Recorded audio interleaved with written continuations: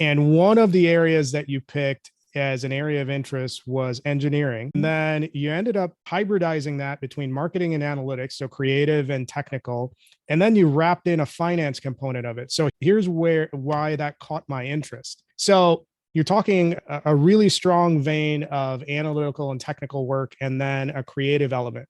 So I'm really curious in understanding, like, where did that come from? Because usually people pick one side or the other, and you've integrated both of these. So what's the story behind that? And to be completely honest, so even with the choosing of the different majors, it was like two-sided. At that time, it was very like taboo to apply undecided. Like you didn't want to come off like this person doesn't know what they want to do with their life, even though we're 18, does anyone really know what they want to do with it? And then on the other hand, I loved marketing, but part of me was like, okay, if I am paying all this money to go to school, I want to make sure that I'm challenging myself. So numbers, to be honest, was never a strong suit of mine. It was always something that I had to work extra hard at.